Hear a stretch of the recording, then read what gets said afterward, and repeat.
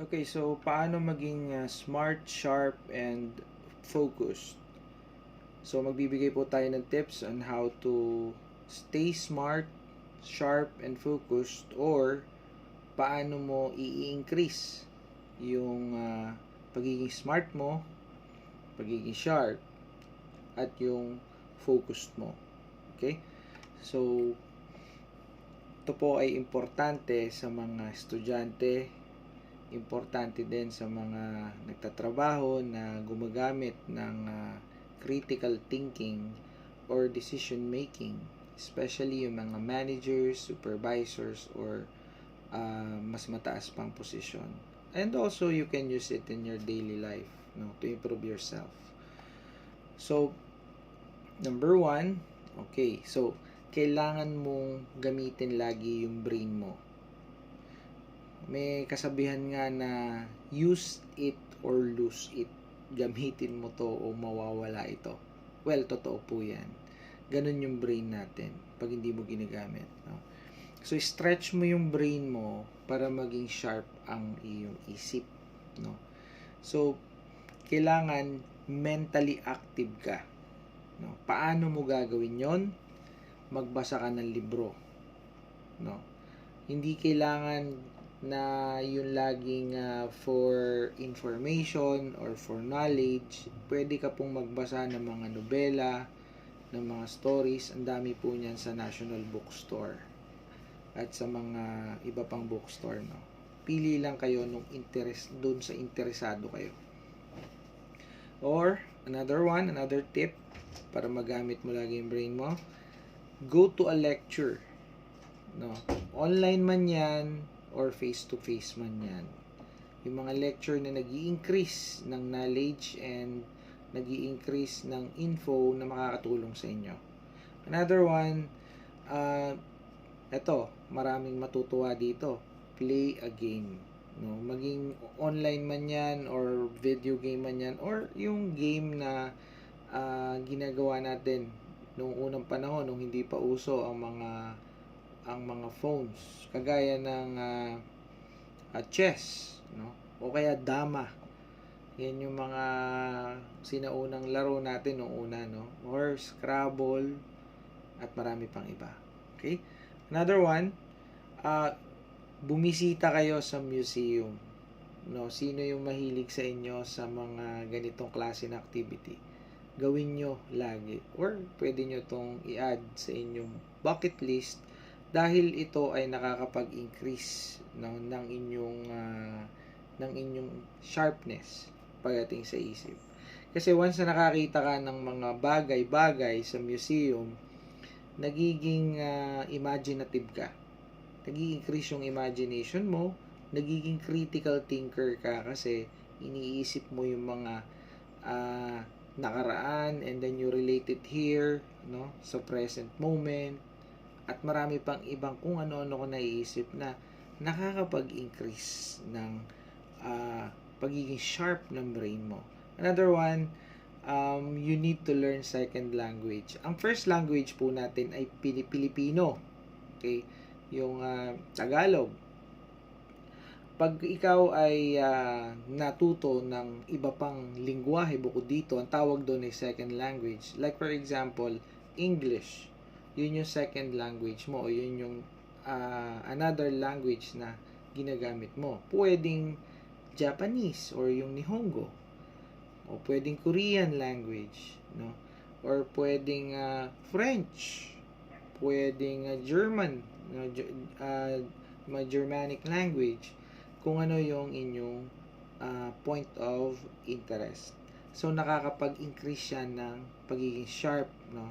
Pagiging smart, no? Yung mga ganon. Sa Hapon, mga Hapon, ginagawa yan. Ako ay nagturo dati ng English sa mga Hapon. And, sa 10 kong estudyante, 3 doon ang matanda. At gusto nilang matuto ng English. Basically, nasa 70 pataas yung mga estudyante ko. And the reason why is, inutusan sila ng kanilang mga anak o nagsuggest ang kanilang mga anak na mag-aral ng English or second language para ma-prevent yung dementia or yung Alzheimer's diseases or yung ma-prevent yung pagpurol ng memory, pagpurol ng isip. Kaya alam ng mga Hapon yan. Another one, no? Bukod sa use your brain, no? So nabanggit na natin kung paano nyo pagaganahin yung isip nyo. Yan yung mga yun. Pumunta naman tayo sa ibang paraan. No? Ito ang tawag dito ay mix things up. No? May pag-aaral na ginawa sa Duke University kung saan sinasuggest nila yung tinatawag na neurobics. Kung ngayon meron tayong tinatawag na aerobics, no? Meron din naman neurobics. So exercise naman ito ng isip. Yung aerobic exercise ng katawan. Ito exercise ng isip. Ano to? Ito yung magbibigay tayo ng example, no? Ito yung ini-stimulate mo yung five senses mo, yung iyong mata, tenga, ilong, o panlasa. Ang pinaka magagandang example nito ito. Una, no? Close your eyes and then kumain ka o magpasubo ka sa iyong asawa o kaibigan ng pagkain at huhulaan mo kung ano to. No? Ang tawag dyan ay neurobic. Another one, kung ikaw ay right-handed, gumamit ka ng kaliwa, no? Para ma-exercise yung brain mo. Another one, kung ikaw ay papasok sa trabaho at lagi kang dumadaan sa kalsadang yon at may extra ka namang time, pwedeng mag-iba ka ng ruta, yung hindi mo pa nadadaanan. O kaya ay ikaw ay pumunta sa isang lugar na kung saan lagi mo pinupuntahan, ngunit iba ang ruta na gagamitin mo. So, nai-enhance nito yung sharpness ng brain, no? Nag-i-increase, nagiging smart ka. No? That is according sa pag-aaral. So, yun yung sample. Okay. Punta naman tayo sa another way, no? Ito, exercise. Lagi natin itong binabanggit. Why? Kasi pag nag-exercise ka, nagiging kang smart, sharp. Okay? Nagiging kang matalas ang isip. Yung focus mo at yung pagpaplano mo gumaganda. Why? Kasi nag-i-increase ang blood supply o yung daloy ng dugo sa utak na maganda sa iyong mga brain cells. That is according sa pag-aaral. No? Staying active, no, nakakatulong yan sa iyong memory, imagination, at yung abilidad mo na magplano ng mga task o mga gagawin mo. So, yan ang maganda kapag nag-exercise ka. Another one, no, a healthy diet, no. Tumutulong yan sa brain power kasi yan ay nutrition, 'di ba? Napaka-importante po ng nutrition. Napatunayan sa pag-aaral na yung mga mahilig kumain na naging mataba, naging obese, lalo na nasa kanilang middle age, no, ay twice ang kanilang risk na magkameron ng dementia or Alzheimer's disease pagtanda. So, nagiging ulyanin sila at maaaring mas maaga pa ang edad sa inaasahan. Kung ikaw ay mag-uulyanin ng 60 or 70 or more or up, magiging ulyanin ka na as early as 50 years old or 60 years old dahil sa obesity. Kaya importante yung healthy diet, no? So, yung mga high cholesterol na dulot ng maling diet at yung high blood pressure na dulot ng maling diet ang nagdudulot niyan. Ngayon, ito yung tips, no, para dito sa healthy diet, para maging okay yung brain mo, no. Bake ang mas maganda o inihaw kesa sa prito, no. Another one, gumamit ng magandang mantika.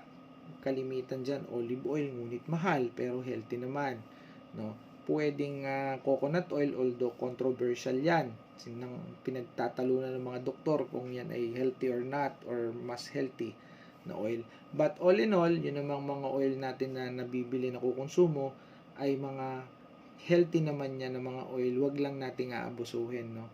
So, iwasan natin yung mga oil na ang dami ng na-add na mantika ng baboy, no? Yung mantika ng hayop. Tapon na natin yan, palitan ng bago dahil delikado po yan. Iwasan din gumamit ng butter or limitado ang paggamit ng butter pagka nagluluto tayo o nagpiprito. Another one, eat colorful fruits and vegetables. Maganda po yan sa brain. Nakaka-sharp.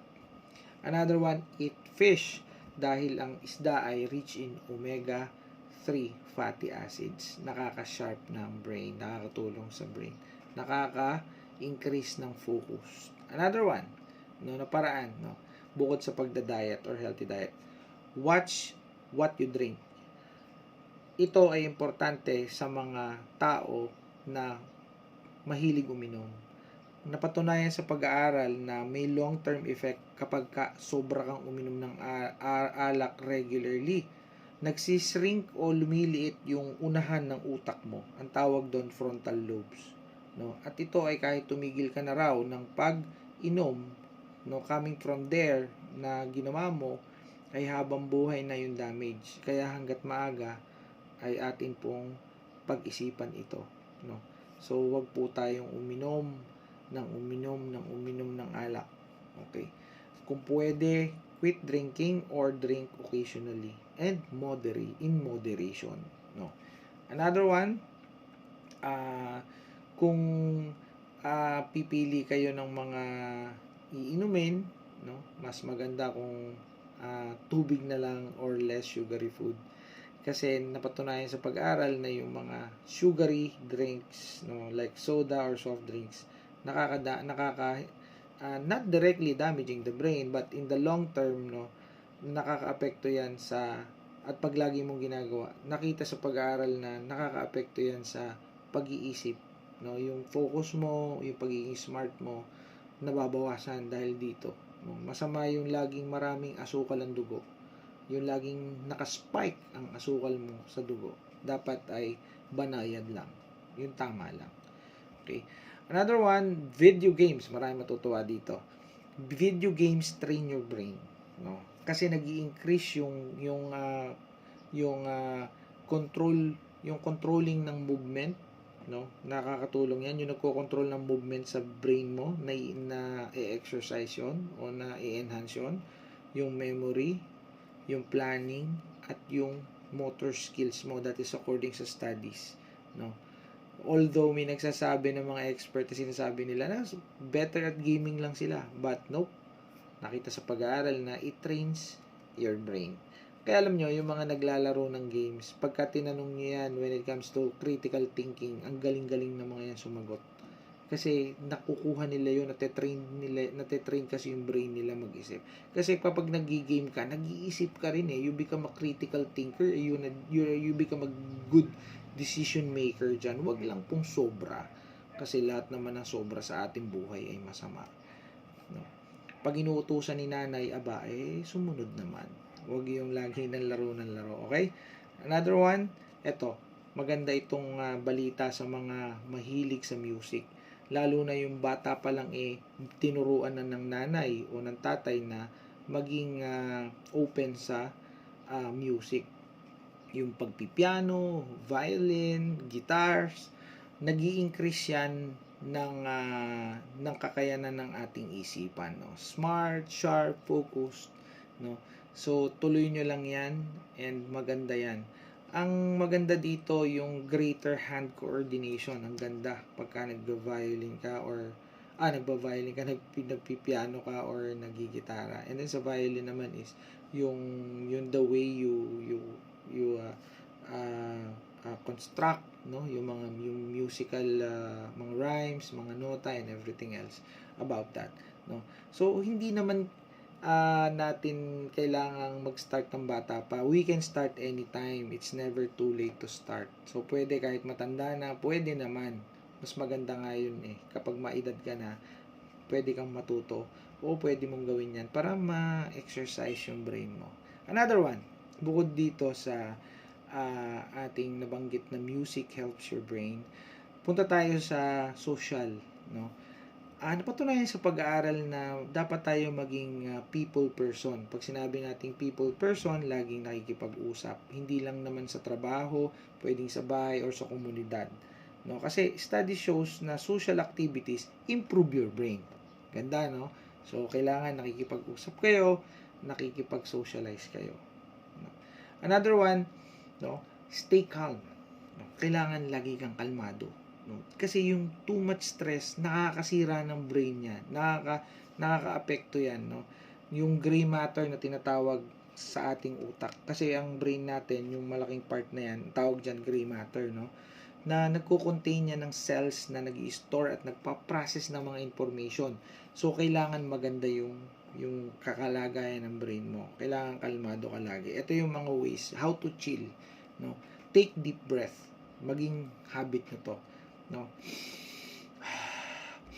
No, yan. Lagi ko tinuturo yan.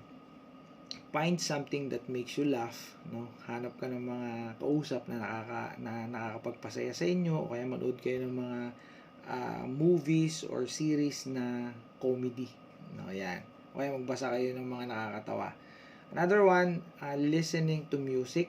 Maganda yan para maging kalmado kayo. Basta yung music is nakakakalma, wag yung mga sigawan, no? Another one, yung yoga at meditation. Importante po yan. Ako, nagyo-yoga ako from time to time. Lalo na pag nararamdaman ko na i-stress na ako, so meditate tayo. Yoga, not particular with that, but meditation, you can do that anywhere na maayos o matahimik ang lugar. Okay, sitting, whether you're sitting or you're nakahiga ka, no, kaya nakaupo ka sa harap ng manibela, pwede yan. Basta may time ka. Wag naman yung nasa expressway ka o nasa highway ka mag-meditate ka. Ma-aksidente ka, hindi ganun. Yung ikaw ay naka-park bago ka mag-drive or after mo mag-drive, you can do that. Okay? Another one, sleep and the brain. So, bukod doon sa stay calm, kailangan yung tulog natin ay sapat, no? So, lagi ko sinasabi na kailangan meron tayong 7 to 8 hours of sleep every night or every day, no? Kasi kapag ikaw ay natutulog, tumutulong na ito na malinis o mahugasan or ma-clean out yung mga waste product or mga junk ng utak mo. Ang tawag dito sa sistema na to, yung glymphatic system ng brain, no? May tinatawag yung glymphatic system, nakakatulong yan para malinis, and it's happening during sleep. And at the same time, no, yung brain syempre, no, yung kasing pagtulog, dun siya nagre-regenerate, dun siya nakakakuha ng buwelo, no, para maayos niya yung anumang problema doon. Kaya pag gising mo, ganda ng pakiramdam mo. Maganda dito, no, pag meron kang pag-aaralan, you sleep before and after para maganda yung retention ng pinag-aralan mo. Yun yung technique doon. Okay? Yun. So, another one, para mag-increase yung memory mo, no, kapag ikaw ay malilimutin na, no. So, ito, tips to, lalo na pag ikaw ay tumatanda. Well, ito naman po ay part ng aging, yung pagiging malilimutin. That's normal part of aging, no. As you get older naman, you may not remember things as easily as nung bata ka pa, no? So ito, write things down. Sulat mo yung mga bagay-bagay para hindi mo malimutan. Gumamit ka ng kalendaryo, gamitin mo yung cellphone mo. Marami po diyang features, no? Yung mga reminders sa cellphone mo, marami diyan, no? Pwede mo yang ilagay. And mag-focus ka lang sa isang bagay sa isang panahon. So focus on one task at a time. One step at a time, ika nga, no? Para hindi magkandagulo-gulo ang iyong focus. Another one, learn new things one step at a time. Huwag sabay-sabay yung pag-aaralan ng mga bagay-bagay. Pag-aralan mo muna to, pag-aralan mo muna to, pag-aralan mo muna to. Pagtapos na to, yun namang isa. Pagtapos na to, yun namang isa. Okay? So, yan yung technique dyan.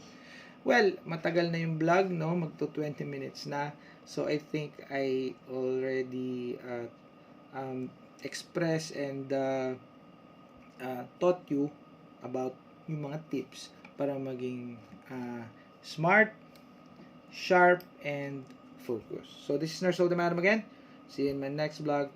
Bye for now.